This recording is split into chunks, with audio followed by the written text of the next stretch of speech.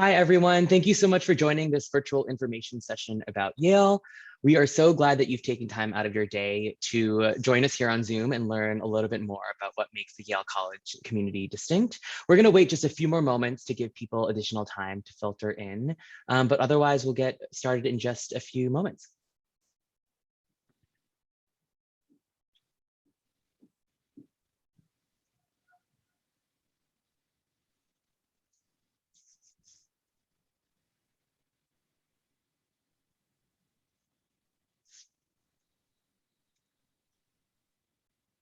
Abby, you can see my PowerPoint presentation, right? Yes, I see it. Okay, Perfect. great. Awesome. Well, it is 4:01, so I think we are going to get started. Hello, everyone. I'm going to say good afternoon from here in New Haven, Connecticut, but Abby and I recognize that you could be tuning in from elsewhere across the country or around the world. So good afternoon, good evening, good morning, what have you. We are so excited that you're spending time out of your day to learn more about Yale with myself and Abby. Before we get started, we wanted to introduce ourselves.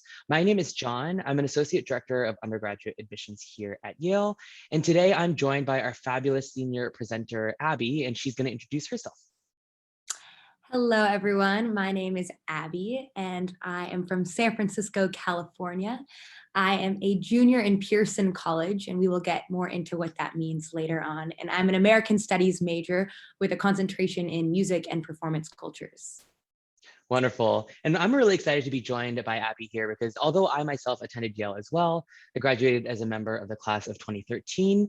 My perspectives on the undergraduate experience are probably somewhat dated at this point. So I'm really excited that you get a 2-for-1 deal for this information session, where hopefully I'll be able to provide a lot of the broader framework about the Yale College undergraduate experience, and Abby can regale you with wonderful tales of her undergraduate experience thus far. Over the course of the next 60 minutes or so, what we're going to try to do is cover as much as we can about what we think makes Yale distinctive. And this certainly involves academic programs, residential life, our home city of New Haven, Connecticut, as well as some pertinent information about financial aid and admissions. As we go through, I'll be trading off with Abby to make sure that you have both kind of an administrative and current student perspective about the admissions process, as well as the undergraduate experience. And we'll try to answer as many of the questions that you submit via the Q&A function as possible. If you are looking for things like a list of majors, application deadlines, requirements, or information about the admissions process, you'll find that all on our website, admissions.yale.edu. So we want to make sure that you have time afterwards to check that out. We kind of think of all of our virtual resources as complementing one another. So we'd rather not waste your time during this information session with all this information you can find online. Lastly, one thing that we're really excited to share with all of you at home is our new admissions podcast called Inside the Yale Admissions Office, where we kind of take a deep dive into each and every part of the undergraduate admissions process. So if you haven't already discovered that podcast, I'm going to drop the link in the chat right here. Not to be biased, but I do show up on a couple of the episodes, so hopefully you will take some time to tune in. But otherwise, let's get started. You'd be hard pressed to find two people that love Yale more. I'm just going to lay it out there up front. But Abby and my job here today is not to tell you that Yale is the best school for you or that you need to apply. Ultimately, what we hope to do over the course of the next 55 to 60 minutes is give you a good sense of what we think makes Yale distinctive. And that way you can kind of go home and think about whether or not what you're looking for from an undergraduate experience is what Yale has to offer. Now, to kind of set the stage and get things started, I think Abby and I really want to share with you this kind of idea of Yale being encapsulated by the ampersand. This phrase here that you see on your screen, Yale is and, we understand that's not a grammatically correct sentence, but we hope that it kind of captures what we feel our undergraduates really enjoy about their time on campus. I think throughout the college search process, a lot of you will be asking yourselves many either or questions. Am I interested in studying a STEM field or arts and humanities? Do I like the idea of studying in a big city or a small town? Am I really interested in studying in a big school with tens of thousands of students or a much smaller campus with just a few thousand? And these are very important questions to ask yourselves. But I think the conversation on Yale's campus is one where we want you to think about your college experience in terms of and as opposed to either or. In other words, Whatever spectrum you might place colleges and universities across with regards to its curriculum, its location, how big or small the school is, I like to think that Yale occupies that really comfortable middle zone where you kind of get the best of both worlds. So we'd love for you to keep this idea of and in mind as you learn more about Yale. One of my colleagues actually said that she feels Yale students are the kinds of students that find excitement and opportunity at the intersection of seemingly disparate ideas or concepts. And I think that's a really great way to kind of kick off our discussion of Yale.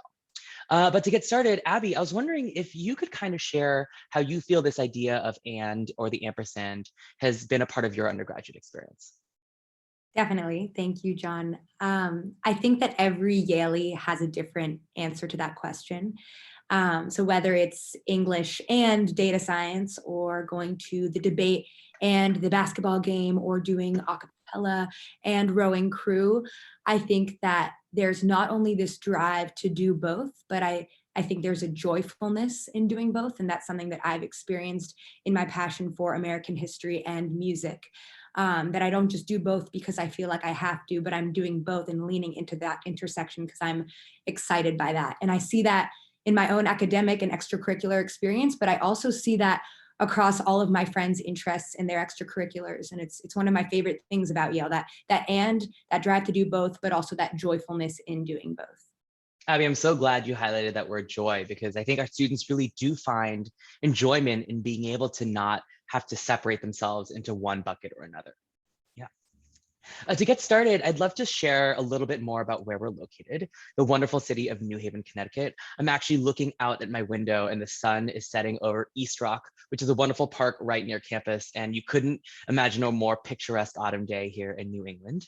But our home city of New Haven is a big reason why I think our undergraduates come to love their time at Yale. Now, I'd like to start with this text that you see on your screen, which I think is a great example of how Yale recognizes history and also looks towards its future. Yale created this statement, which is known as a land acknowledgement, in coordination with our Native American Cultural Center, which is one of our 4 cultural centers here on campus. And we created this statement to recognize the relationships of Indigenous peoples and nations to the land where Yale currently stands. So if you live in the Americas or you're thinking about coming to the United States to study for undergraduate, I do think it's important to learn about who lived in your area before colonization, because it's a really important our shared history and how we hope to kind of think about the university community moving forward. Now, speaking of that community, we're so very excited to be based in the city of New Haven, Connecticut, which we affectionately call the Elm City. And for a lot of our students and community members, they enjoy coming to New Haven for college because it is this wonderful hybrid of a big city and a small college town. Now, some of you that are familiar with large kind of cities are really excited about the fact that there's so much stimulus around you, right? You can hop on public transportation and feel like you're in an entirely different city in just a matter of minutes, a world-class arts and dining scene, right? And so on and so forth. And others of you may be really familiar and kind of feel an affinity for a smaller college town. I remember when I was growing up in high school, I had this kind of Thoreauvian fantasy of like reading really important texts in the middle of the woods and discussing them with my friends. And I think there are college towns like New Haven that give you the best of both worlds. In other words, I really think that New Haven is an and city in that it's big enough to be interesting, but also small enough to feel familiar and like home. New Haven is classified as a small city, and it has a population of only about 130,000 people. But the best part is that Yale's campus is located right in the middle of downtown. So all of these wonderful kind of resources that are provided by the urban setting, including 2 Tony Award-winning regional theaters, a major international arts and ideas festival, and the 2nd largest collection of free public art here in the United States, just behind our nation's capital. All these resources are just minutes from the residential colleges in which our students are living. As of the last US Census, New Haven was actually the fastest growing city in the Northeast. And we like to think that the fact that we have the best pizza in the United States of America has something to do with it. I think New Haven also provides a wonderful landscape upon which our undergraduates learn about the broader country that they're living in. If any of you are interested in data, there's a wonderful blog called 538 run by the statistician Nate Silver, and he likes to answer really cool questions with lots of data.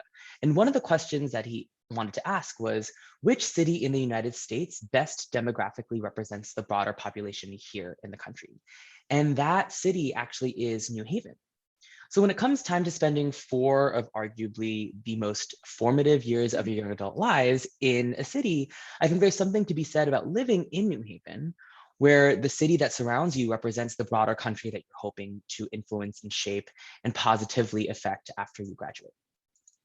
Abby, I know that you've definitely had wonderful adventures in the city of New Haven and you've enjoyed your time here thus far. Can I ask you to reflect on what you've enjoyed about living in New Haven and maybe some of the resources or experiences that stand out to you as particularly memorable? Definitely. New Haven is one of my favorite parts of attending Yale. I had never been here before attending Yale. I'm from San Francisco, very far away. So I was nervous about going to a new big city or small city, rather. And I think what I like to emphasize here is all of those incredible activities and resources that John just talked about, you can actually do in one day or one weekend. So with my friends, I love going to the local farmers market in Worcester Square. We will walk there, takes about 10 minutes, and we get to engage with a lot of the Connecticut locals and farming communities. There's incredible food here in New Haven, a lot of farm to table restaurants as well. So in one day, I might go to the farmers market. Then if I'm trying to engage with the natural resources that New Haven has to offer, you could walk from Worcester Square to East Rock, go on an urban hike, and get the beautiful view of downtown New Haven that John was mentioning he can see outside his window right now. And then I am also someone that appreciates the hustling, bustling city life and the vibrancy of cultures that New Haven offers. So just walking another 15 minutes and all of this, all of this you could walk in less time, but I like to stroll and enjoy the beautiful residential surroundings. But you can head down to Crown Street where there are so many different cuisines of food and music venues. So that's all to say that there really is such a wide range of activities, and you can engage with whichever you choose to. But you can also do it all at once, all in one day, which is something I really appreciate. So I could talk about New Haven forever. I really do love living here. Right. I have to echo you there, rather, Abby. I've lived in New Haven since I moved here for undergraduate. So it's been over a decade. And you can do so much in so little time because it's so accessible. And I think that's something that our students come to really appreciate over the course of their time here on campus. The next and that Abby and I would love to share with you all has to do with basically our academic and intellectual offerings.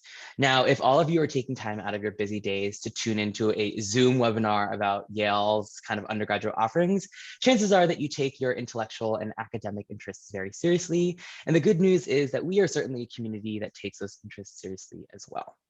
To talk about Yale as a university or an undergraduate experience, I think it's really important to think about Yale as an and university, and that we really try to combine the best of a research university and a small to medium-sized liberal arts college. Now, we think one of the most exciting things to think about for Yale is the fact that just like the city of New Haven, kind of academically, we like to position ourselves in the middle of another kind of spectrum. Some of you are familiar with these large state schools or large research universities that have tens of thousands of undergraduates, in addition to graduate students and professional school students. And these campuses are so exciting because of how large their scope is, right? And yet, because there are so many students, you typically experience kind of, a large denominator of fellow students with which you're sharing a pool of resources. And at the other end of the spectrum, you have these small liberal arts colleges that only have a few thousand students, if that many at all. And with no graduate and professional school students, the focus of all of the university's resources, or college's resources rather, is on the undergraduate population. However, because they are smaller in scope, the overall pool of resources that college can sustain tends to be a little bit smaller. Just like the city of New Haven, Yale falls very happily in the middle of this spectrum in that we like to think that we're able to sustain the resource pool of a broader research university and divide it at the undergraduate level with a small to medium-sized undergraduate population so that both kind of halves of this fraction, if you will, both the top and bottom sections are working towards your academic and intellectual experience.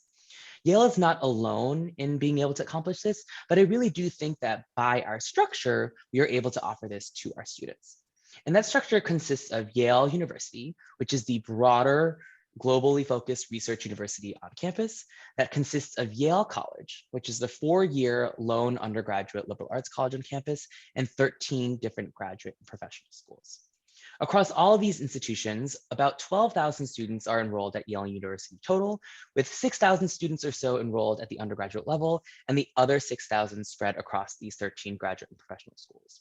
What this means is that, of course, our university is so excited that we have a school of medicine, a school of management, a law school, an art school, drama school, architecture school, right? School of music. And all of these graduate and professional school institutions are certainly affording our campus wonderful faculty members and an almost embarrassing richness of resources, right? And yet, at the undergraduate level, there are just as many undergraduates as there are graduate and professional school students in total. So the single largest student body on campus is at Yale College, which means the focus of the university really continues to be and will always be at the undergraduate level. What this means is that our broader university has pulled together a pool of resources that is truly remarkable, and yet at the undergraduate level, it feels a little bit more accessible. A classic example is that at Yale College, only about a third of our students are majoring in a STEM field, right? But we have over 1,200 different unique science and engineering labs, all of which are looking for researchers. Similarly, college-wide, we offer over 2,000 different classes at the undergraduate level, and that's the kind of resource pool that only a major research university could provide. But of the 2,000 classes we offer, in any given semester, 75% or so have less than 20 students, and 25 to 30% have less than 10. If we think about the numbers a little bit differently, college-wide, the student faculty ratio is 6:1. So this is particularly exciting for our students because you don't have to sacrifice the breadth of your academic resource pool with the feeling that you can access it every single day in a very intimate manner. And Abby and I will talk a little bit more about that in just a moment. But I think the first kind of aspect of our undergraduate curriculum, aside from our structure, that we want to share with you all is kind of the way in which Yale really absorbs the liberal arts ethos. I'm sure many of you that are tuning in are familiar with what it means to be a liberal arts institution. But for those of you that are maybe a little bit confused or unsure, the TLDR of liberal arts is that as a liberal arts college, Yale College is more interested in shaping how you think as opposed to telling you what you need to know, right? In other words, our students go on to do incredible things after they graduate, but our curricula, our coursework, the intellectual experience on campus is not inherently professional. Rather, we'd rather shape you in terms of how you think, the way you see the world, the way in which you digest information and have conversations, so that whatever you do after you graduate is not necessarily contingent upon any particular major or any course of study. Now, all of our students have until the beginning of their junior year to choose from one of these majors, and we have over 80 of them, and they're all housed in the same single liberal arts college. This is particularly exciting for our students that want to explore the full breadth and depth of our curriculum. But in addition to the major or majors that you'll select, all of our students also complete what are called distributional requirements, which are general areas of study under which we want all of our students to have some academic and intellectual experiences. And when it comes to liberal arts colleges, you can place them on a spectrum as well. Some schools have what's called an open curriculum, where essentially you can take whatever classes you like, and other schools have what's called a core curriculum, where the same specific set of classes applies to all students regardless of their major. Just like our structure, just like the city of New Haven, we fall comfortably in the middle in that we have distributional requirements, which are general areas of study under which you'll be asked to take some courses, but they're course categories as opposed to course requirements, so you can choose the classes that you're using to fulfill these requirements.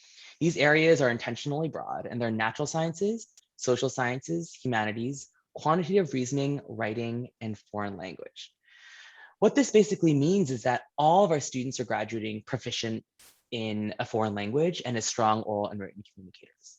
Even our ABET accredited mechanical engineers are comfortable, reading in the humanities. And our English majors and thespians, on the other hand, are very comfortable working with numbers. So we're particularly excited about the fact that in any given Yale class, you may have people majoring in that department. You may be enrolled alongside people that are interested in that topic, and you may even have people that have zero interest or previous experience, but are just excited to be there, right? And that dynamic of such diverse set of perspectives in each classroom really lends itself to the liberal arts mission of Yale. Now, this distributional requirement system is a set of requirements, but many of our students really find that it's such a formative part of their academic experience. So Abby, I'm wondering if you can kind of share with us what the distributional requirement system has meant for you during your time this far on campus. Definitely. I have really appreciated the distributional requirements at Yale. I think that I am someone that appreciates a certain amount of structure. And as John was saying, the way that the distributional requirements at Yale sort of fall in the middle of that core curriculum to open curriculum has been really, really helpful to me and formative in developing new interests and passions. An example I'll share here is I took a Biology, the World, and Us class. That was the name of it, Biology, the World, and Us. It was, in a sense, applied biology. Biology in the real world is another way of looking at it. And I never would have chosen to take a biology class as someone who is a deeply humanities major person. I'm an American studies major, as I said, but because of the sciences requirement in the distributional requirement system, I wanted to take this biology class. I had heard great things about it. And I ended up writing my final research paper on the genetics of musicianship and understanding how certain musical skills may or may not be passed down genetically and how that might work in a family. And as someone who's a musician myself, it was so interesting to learn. And I never would have explored that field if I had not taken this class. Another short anecdote I'll share here is my sophomore suite mate is a biomedical engineering major. And because of the humanities and the arts requirement, she ended up taking an art history course. And as John touched on in the presentation or the discussion on New Haven, we have incredible artistic and cultural resources here in New Haven, and in large part due to Yale's art galleries. So every art history major and every student that takes an art history course will spend loads of beautiful time in these galleries. And as a biomedical engineering major, she had never entered the art galleries before. And then due to the distributional requirements, she took this Italian Renaissance art class and is now so passionate about art history and is found in the UAG, is what we call the Yale University Art Gallery. Almost every weekend, she loves it. It's become such a passion for her and really grounding to spend time in there. So those are two short examples of how distributional requirements have been really fulfilling and eye-opening to our academic experiences here. Right, and I think, and Abby did such a good way of capturing it, they're not so rigid as to be unenjoyable. You know, everyone has their areas of academics that they enjoy, but the distribution requirement system makes sure that you're pushing yourself outside of your comfort zone so that you are challenging yourself, especially in areas where you might feel a little bit nervous. But you ultimately get to choose the classes you're taking to fulfill those requirements. I remember when I needed to fulfill the writing requirement, some of my really talented humanities friends were taking major English poets. I took English 114, you know, you're kind of just, here's how to write a college paper class. And, you know, in both scenarios, my friends and I all learned how to write really well in college, but we kind of were able to do it in a context that made the most sense for us.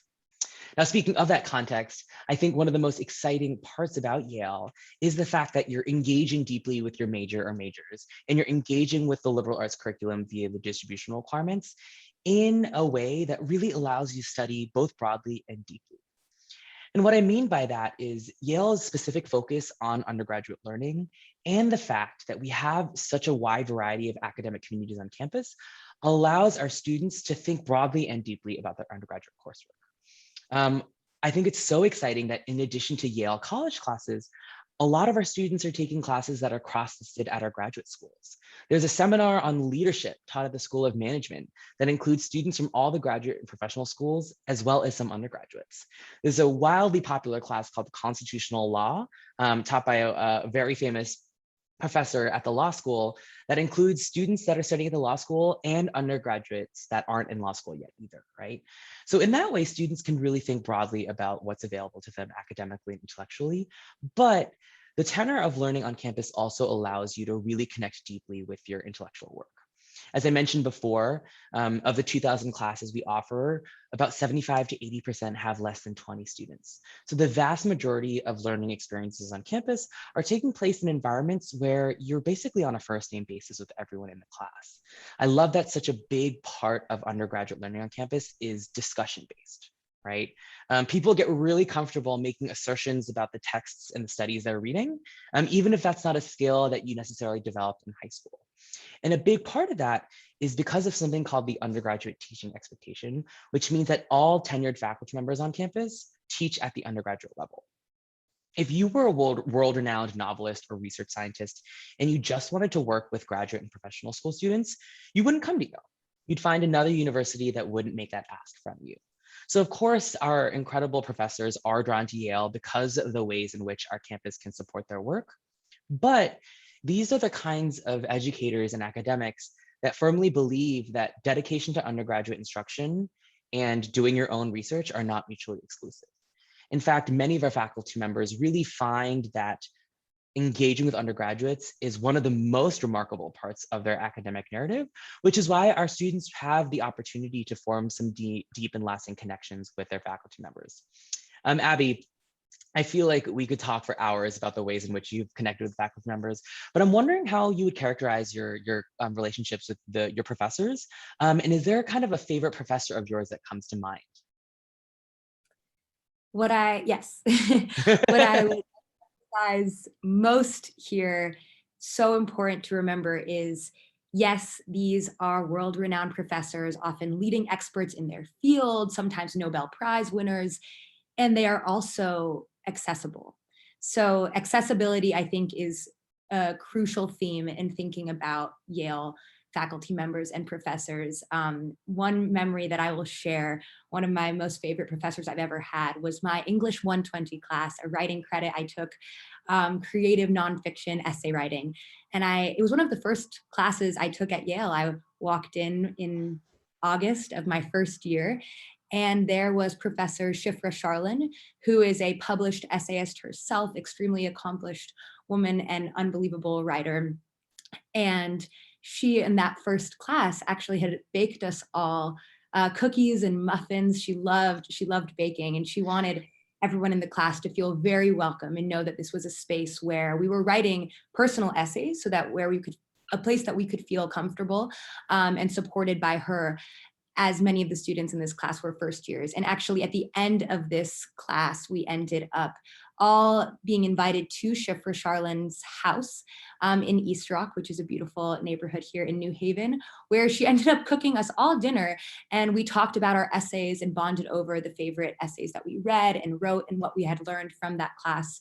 So that is a specific anecdote just to say that professors here, regardless of the work that they are doing outside of their undergraduate teaching, they care about you. They want to know what you're listening to, what you're reading, what music is making you feel something and inspired these days. And that's something I have felt from that first class with Professor Shifra Sharlin, but also in my junior and senior seminars that I'm taking right now. Yeah, and I think it's this accessibility piece is so important. I remember as an economics major, I was frankly intimidated by the fact that I was taking classes with Dr. Robert Schiller and Dr. William Nordhaus, both of who eventually went on to win Nobel Prizes in economics, right? But Yale is this community where our academic titans and our intellectual forces are the ones in the undergraduate teaching spaces, right? And I can't say that's a dynamic that you ever get used to.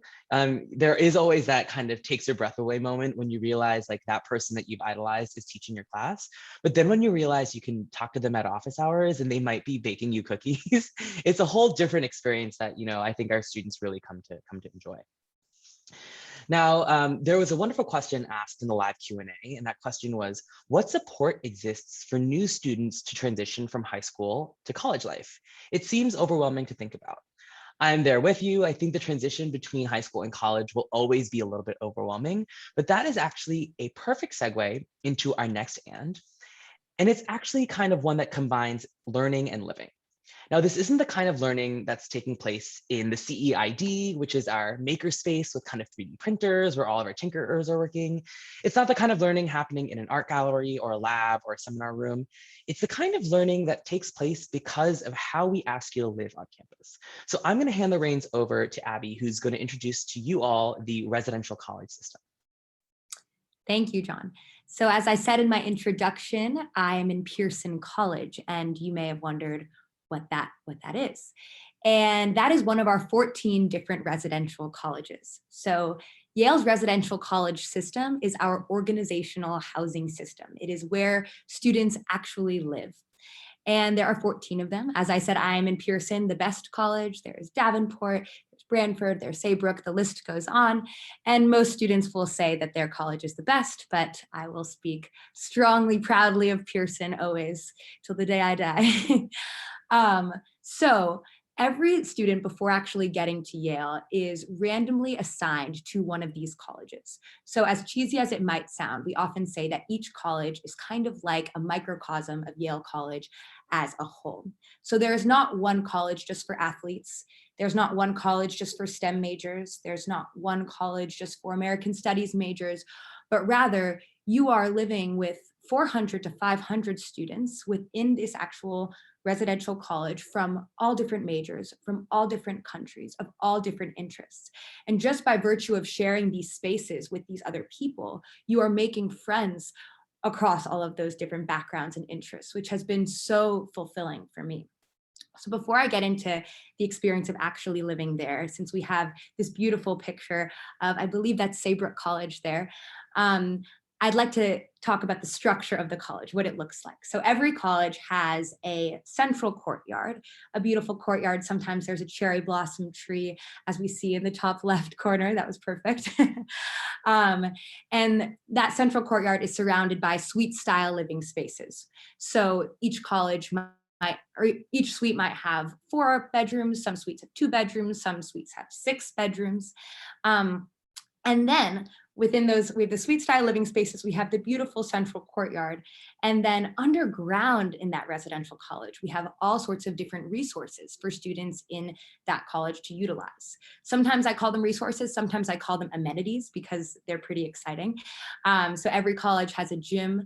Colleges might have a performing arts studio, music studio, printmaking, sculpting lab, all of these different spaces that are open to students in that college to use and engage with each other creatively. Colleges have late night cafes. We have the Pearson Buttery, which I'll go and grab a late night tea and muffin probably later tonight. There's the Davenport Dive. So by virtue, again, of sharing all these spaces, you end up meeting people and building such a beautiful community. I can't forget the dining hall, as we have in the top right here, Pearson Dining Hall, my college's dining hall. I like to think the most beautiful dining hall. There's so much natural light that comes in. We can see John disagrees as he's a fellow of Ezra Stiles College.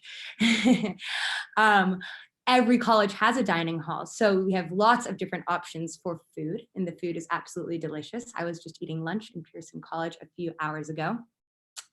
And lastly here, before I get into some anecdotes, it's extremely important to talk about the leadership structure of every college. So given that wonderful question about how students feel supported academically with navigating over 2,000 courses and all of the different majors, I think the leadership structure within the college is a huge, huge part of that support system. So every college has a head of the college and a dean of the college. I like to think of the head of the college as sort of the social chair of the college and the dean as sort of the academic chair. What that actually means is the head of college will host all sorts of different community events for the college. I know that certain heads of colleges like to host dances. The head of college will have teas, often weekly or bi-weekly within their house. And I will talk about where they actually live in a moment. But that's where students will come in and have tea with the head of college. And often that person, the head of college, will bring in certain professionals across disciplines. So maybe a politician will come talk about their life's work and give advice to students. Sometimes an author will come in, maybe a musician. And these college teas are hosted, as I said, by the head and open to students in that college, but also across different colleges. And then the dean of the college, as I said, is sort of the academic chair. So my first year, Dean Barnes of Pearson College was extremely helpful and supportive to me as I was navigating all of the courses, over 2,000 courses that Yale has to offer. As I was still figuring out exactly what I wanted to major in, I sat down with Dean Barnes. I had tea in her office, and she gave me advice. She knew me. She gave me advice on what she thought actually would be the most fitting for me, given my interests. So, as I just mentioned, we have Dean Barnes' office, we have these head of college teas. where is this all happening? This is happening within the walls of your residential college. So both the head and the dean live in that college with you. Not next door, don't worry, but right across the lawn, you might see head of college Dr. D, which is what we call our head of college in Pearson, with his dog running across the courtyard. And we often will talk about the class that I just took, or scheduling a meeting where we can talk about our own dogs and how much we both love dogs. I could talk about dogs forever. And then the dean's apartment is also is in that head of, or in the residential college structure. So all of that's to say that the residential college system does provide that support for navigating classes, but also navigating extracurriculars, and also navigating what can feel like an overwhelming transition to college. I didn't know anyone before coming to Yale, and Pearson made what was very overwhelming, over 6,000 undergrad, feel much smaller with that 400 to 500 students all living in this space. It really does give such a beautiful sense of community to the college experience. So I'll pause there and let John take it away. No, and I think you, Abby, you've done such a great job at kind of humanizing the Yale experience.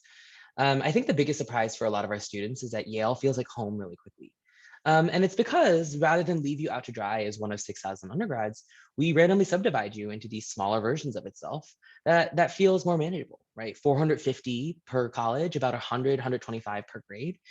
And so, of course, Yale tries to do the big things well. Incredible libraries, wonderful academic opportunities. But the college system kind of makes sure that your day-to-day life, just hanging out in the courtyard, meeting up with friends in the library, grabbing a meal in the dining hall, even those experiences end up being memorable and formative, right?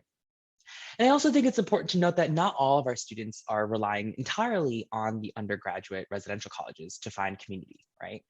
To kind of speak about being and belonging a little bit more broadly on campus, I think Yale recognizes that you'll have the opportunity to find communities in your colleges, with people that share backgrounds with you, with your academic kind of communities, but we also would rather provide an overabundance almost of communities for you to join, so that no matter how you identify, no matter the lived experience and perspectives you're bringing, you feel not just appreciated, but celebrated here on campus. I'm so proud of the fact that we have 4 distinct cultural centers that have standalone brownstone buildings with their own budgets, their own administrators and student staff that kind of create supportive programming and experiences. These include the Afro-American Cultural Center, the Asian American Cultural Center, the Native American Cultural Center, which Abby and I referred to earlier, as well as La Casa Cultural, which is the Latinx Cultural Center, right? And these spaces provide, an opportunity for students of those backgrounds and of differing backgrounds to contribute to discourse on campus about issues of diversity, identity, and inclusion. And these centers are also a home base for a lot of other affiliated student organizations. Now, if we kind of think about campus more broadly, I'm really proud of the fact that we have an Office of LGBTQ Resources, an Office of International Students and Scholars, the Chaplain's Office, the Women's Center, the Slifka Center for Jewish Life, St. Thomas More Catholic Chaplaincy, the Musalla Prayer Space. I mean, all of these spaces, and those are just a few that I've named across dozens that we have, are really here to make sure that students feel anchored and supported on campus. I think at the end of the day, college is both an exciting and intimidating opportunity for you to learn who you are and find agency in that learning. But we think that goes a little bit better when you find people of shared values and shared backgrounds that are going through that growth process along the way. So I think a lot of our students look back fondly, not just on their residential college experience, but the opportunity to also tie themselves to other communities here on campus. For example, Abby and I are both really avid singers. Abby's a folk singer. I was in this a cappella group here called the Whiffenpoos. And as corny as it sounds, those communities that we're a part of are so much more than just making music together. We've learned about each other and one another and ourselves by virtue of making music, which just makes those connections of friendship even stronger than they would have been otherwise. And it's really cool to sing Wagon Wheel with like 500 people in an auditorium every once in a while. The last and that Abby and I will leave you with before talking a little bit about financial aid and admissions here on campus is the and that connects kind of tradition and innovation. We kind of like ending on this because it's important to recognize that Yale is in many ways a wonderfully traditional undergraduate experience. Yale is 320 years old this year. Wow. That's crazy. And we've been around for a while. We're the nation's third oldest institution of higher learning. And what that means is that we've had a lot of time to build out traditions, such as residential colleges, such as the distributional requirement system, or the Harvard-Yale game, which is coming up in just a few weeks. And I know that I'm very excited to lose my voice cheering on in the crowds. But even with all that tradition, Abby and I don't want you to get the impression that Yale is old-fashioned. In other words, the great joy of being part of this community is adopting traditions, but also coming up with your own and pushing the university to be innovative and contemporary and current in your own wonderful way, right? So to take a little bit more of a lighthearted approach, I think our students bring a wonderful sense of quirkiness to the traditions that we've had on campus, whether that is just annual fall kind of apple picking trips to some of the nearby orchards, celebrating Holi, which is a religious ceremony very popular in Southeast Asia, or South Asia rather, with everyone on campus, or whether it's medieval night, which is this tradition that happens in styles. If I could explain it to you concisely, I would. I've been a member of this community for 8 years, and I can't really quite put my finger on it, but it is depicted on the upper left-hand corner of your screen. We love that students are gonna have that much fun with their traditions and bring them to campus. Abby, very quickly, what do you think is your favorite tradition on campus other than the Harvard-Yale game? Whew. I will say today the tradition of Spring Fling, which is a big music festival that we have on Old Campus, the oldest part of Yale's campus. And we bring in some big name artists. We have a really exciting list of potential artists that might be coming this spring. We'll see, fingers crossed. But we also have student artists perform their own music, which is one of my favorite parts. So the tradition of Spring Fling, as well as the tradition of music making here at Yale, since we do have the oldest collegiate a cappella group, the Whippin' Poofs, which John was a part of. Yeah. I agree. The music making here. I mean, maybe it's just the perfect storm with you and me on this information session, but there's this thing called jams that happen, and it's not like what you eat on your toast with butter, although that sounds delicious right now. It's just every weekend there's a music group, a vocal music group performing. And we have over 20 different a cappella groups, and that's not even including like the Slavic chorus or Tangled Up in Blue, which is our folk group. And I wasn't the coolest kid in high school for singing a cappella, but at these concerts, like on a typical Saturday night, there's like 500 people, pre-COVID, obviously, packed into an auditorium cheering on their friends singing. And I love that unabashed celebration of artistic pursuit that happens on our weekends. And it's a tradition that I continue to love being a part of as an avid kind of audience member, kind of cheering on my student employees and whatnot. That leaves us just enough time to talk about financial aid and admission. So we'll switch gears a little bit here, but we're not switching gears too much because Yale's longstanding tradition of affordability is probably actually my most favorite tradition here on campus. I'm really proud of the fact that Yale was the first research university in the United States to adopt what's called a need-blind admissions policy more than 55 years ago, which means that your family's kind of financial circumstances will never negatively impact your admissions decision.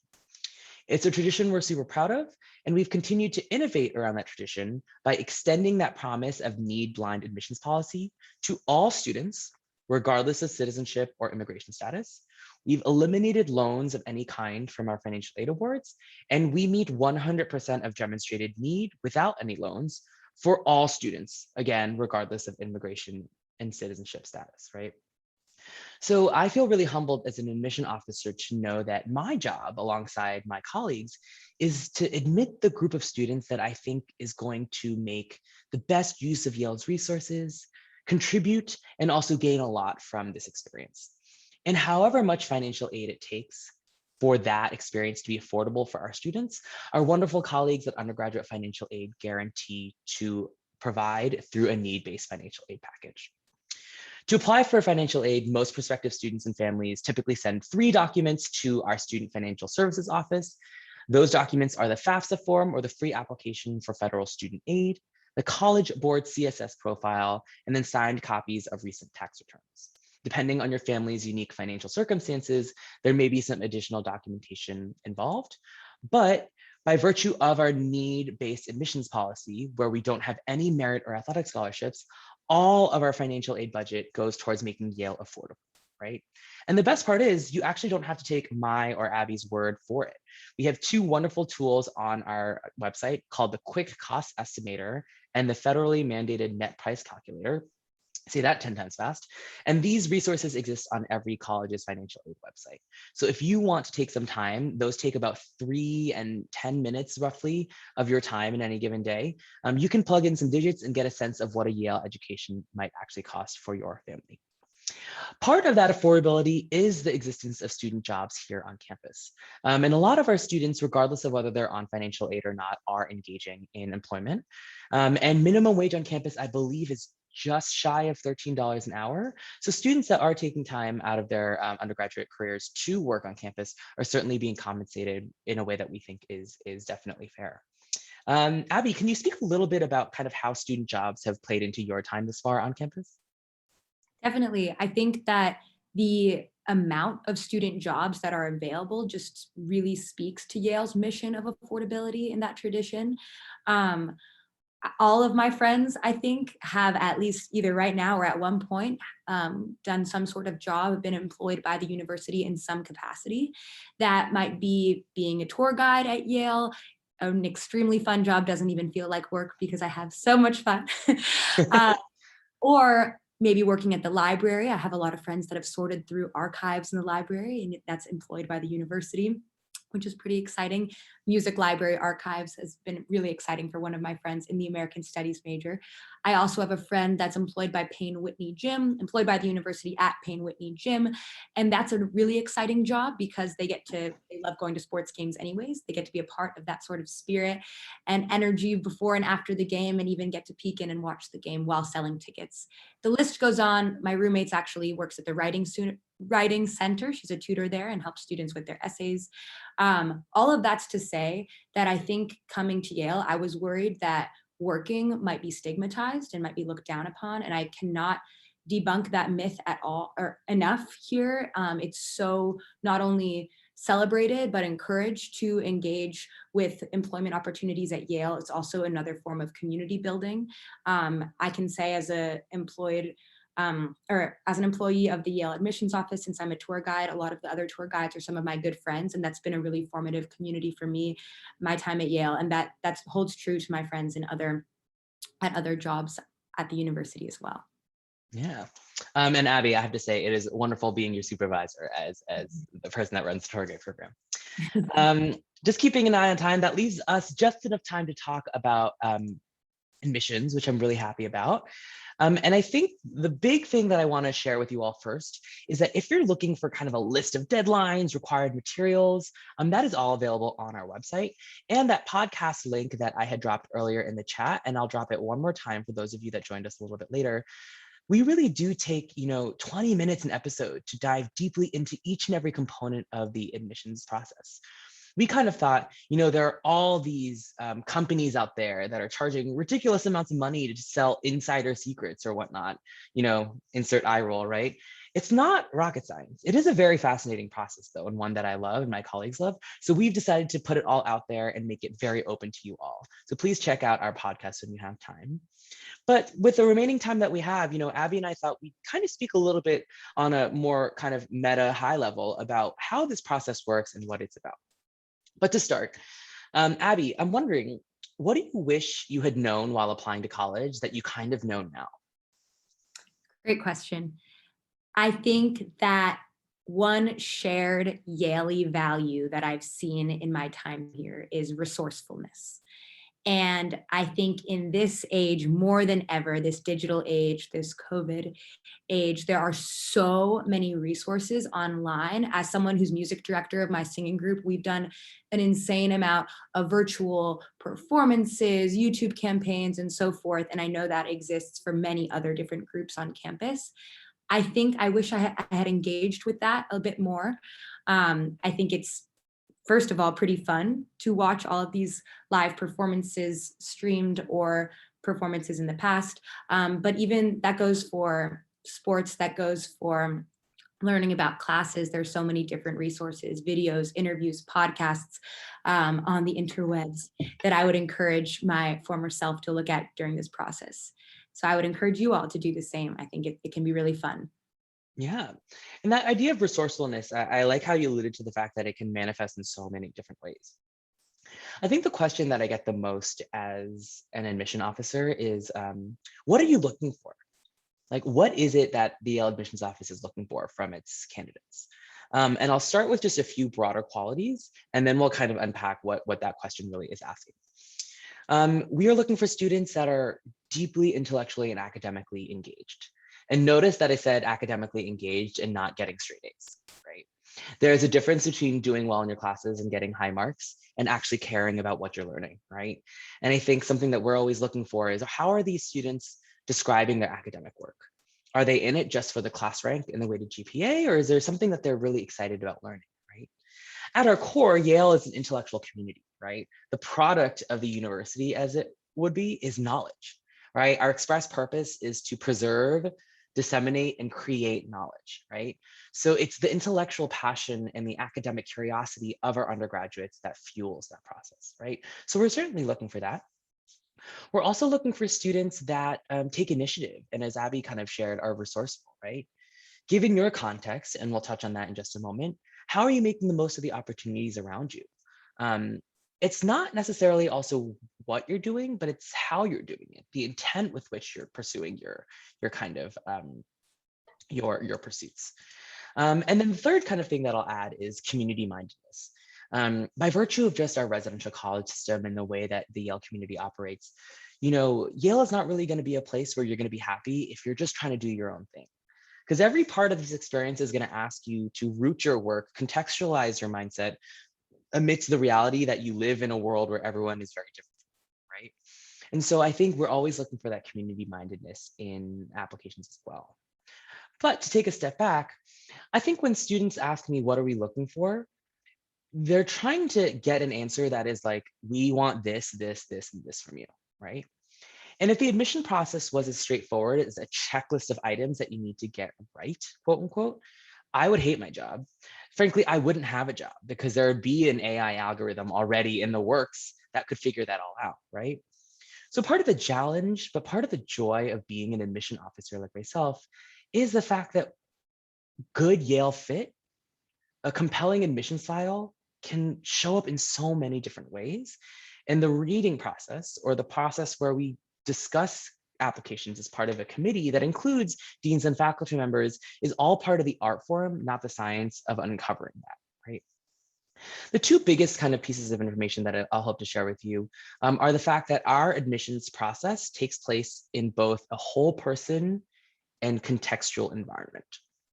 Whole person basically means that we have no minimum GPA that we're looking for. Standardized testing is optional. We aren't looking for anything in particular because our campus community is only as strong as the variation in lived experiences and perspectives that we can bring to campus, right? So when we're reading applications, we're not looking for anything in particular, which is why we have to read in a whole person, or what some people call holistic manner. In other words, for us to understand your whole story, we need to read each and every piece of your application, right? I think sometimes people don't realize that when we read applications, we logically have to read documents linearly, but it's not like we forget what we just read, right? When you're reading your favorite novel or book, you read chapter 1, you read chapter 2, but then when you reach chapter 3, you're like picking up on familiar ideas or motifs that were established in chapter 1, right? And so when we read your applications, we're consistently and constantly referring back to pieces of information that we've already learned about you to try to get a sense of who you are, right? Classic example.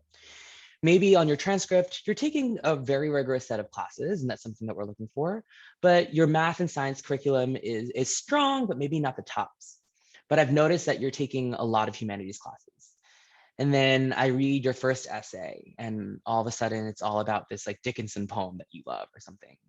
And then your first recommendation from a teacher is from your history teacher that says that, you devour text in a way that she hasn't seen before. All of a sudden, there's a narrative that's starting to form about who you are as a student, who you are as an intellectual, that wouldn't have been told by just one of those documents in isolation. So that's all to say, when you're pulling your application materials together, I would advise you to try not to think about getting it right, about checking all the right boxes, but instead using the application process as a way to consistently share the same story of who you are, right? And so if you just approach the application process by saying, take me or leave me, this is who I am, this is what I'm about, that is always going to be your best foot forward, because then all the documents that you submit will come together in a narrative that is very consistent, right? Now, the second piece of that is contextual, right? What that basically means is that we are engaging in this whole person review process with an express awareness of the fact that your context is very unique and important to who you are. This is why we care about where you go to school. This is why we ask for information about your family, not because we have quotas of any kind, but rather we want to meet you where you are to understand what opportunities may or may not have been available to you. If you go to a high school that has full IB or dozens of AP classes, we think that intellectually invested students are going to take a good number of them. But we would never ask you to take classes that aren't available at your high school. So academically speaking, we just ask that you do the best you can to challenge yourself. Another piece of context, not every student's community offers them the same set of extracurricular or personal experiences, right? And so we would never expect from you opportunities that aren't made available to you.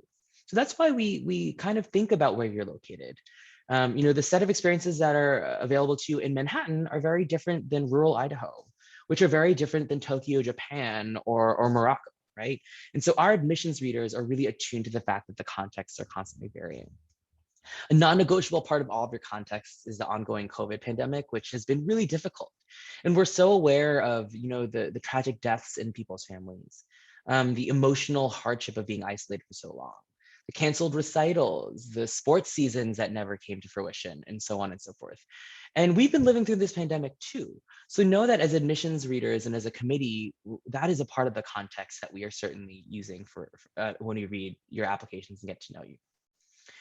So when you put these two kind of forces together, whole person admissions and contextual admissions, what do you have? You have a deceptively simple yet endlessly fascinating process that involves people like me reading about people like you, forming opinions, using things like empathy, inference, extrapolation, right? And then getting in a room with people and discussing our findings, right? The work of admissions is highly intellectual and fun because we get to learn your stories and talk about them and think about them. And the best way for you to participate in that conversation is to just be you 100% of the time throughout each of your application materials, right? At the end of the day, I also understand that the process here at Yale is highly, highly selective, which means that there are so many more students that we'd love to admit than we have room to do so. But that advice, I think, of just putting your best foot forward as you being you is going to help you find the school that is going to be a great fit for you, right? And so as you kind of pull your application materials together, know that there is no right or wrong answer. There is no, this is what we're looking for. We are really just excited for you to have an opportunity to reflect on who you are, what you've been through, what you hope to do, and what you want to say for yourself, given a series of written reflections, given teachers who can write for you, and so on and so forth. With that said, Abby, do you have like a piece of advice that you may want to give to prospective students? Definitely. I did notice one question there that could relate to my advice Sure, yeah. about managing a work-life balance. And I can speak to that experience at Yale, but to answer your question, John, about advice, I encourage anyone applying to Yale and doing this college application process to think about that balance for yourself. And I think that's in answering the question about work-life balance at Yale. I think something I really appreciate that I talked about in the very beginning is there's drive here, there's academic drive, extracurricular drive, but there is a joyfulness to that drive that I think creates the sort of work-life balance that is manageable and has been manageable for me. What I mean by that is when I do have a lot of work, my a cappella group, my folk singing group will be understanding of perhaps having to show up a bit late to a rehearsal, or how can I manage a performance that I have on Friday with some work? Well, maybe that means we all get together and do a study session after rehearsal. I think activities like that show this sort of work at Yale can sometimes be a lot as it is in college, but I think that there's a joyfulness about doing that together and making sure that we are taking care of ourselves and prioritizing both our mental and physical health alongside our academics. With that, I encourage my advice to anyone applying right now is I encourage you to do the same. I think the way to put your best foot forward in the way that John just described and really show the most holistic version of yourself, the only way to do that is by honoring yourself and taking care of yourself throughout this process. So that would be my primary advice during this time. Yes. And as we kind of wrap things up now that it's 5 o'clock on the dot, you know, it's a very human process. I can't say that every admission officer reading your application will have like delightfully curly blonde hair kind of grazing over his forehead. But, you know, we do this because we enjoy your stories. We love our communities, and we hope to be the vessel through which your story passes through to kind of find a community like ours. But that's not to say that Yale is the be all and end all of anyone's college experience. You know, I think Abby and I both have thoroughly enjoyed our time here. But I also know Abby well enough to know that she would have been a force and a creative beacon on any campus that she ended up at. And we're lucky that she chose Yale to be that person, right? So your ability to be happy, your ability to succeed in college has nothing to do with what school in particular you go to, but whether or not you are able to make the most of the opportunities there, right? So try not to think about it as a dream school. Try to think about it as a dream experience that can really come to fruition in a variety of schools and contexts. So with that, please feel free to continue to engage with us on our digital platforms. That questions portal on the lower right-hand corner of your screen is where you can connect with our team with any specific questions that weren't already answered. But instead of saying good luck, because this process has nothing to do with luck, Abby and I will leave you with best wishes. Thank you so much for your time. We're just so grateful that you're interested in Yale. We hope you'll continue to engage with us. And who knows, maybe, you know, we'll all be kind of screaming our faces off at a Harvard-Yale game sometime in the near future. But for now, best wishes, and thank you so much again. Bye-bye. Thank you. Bye.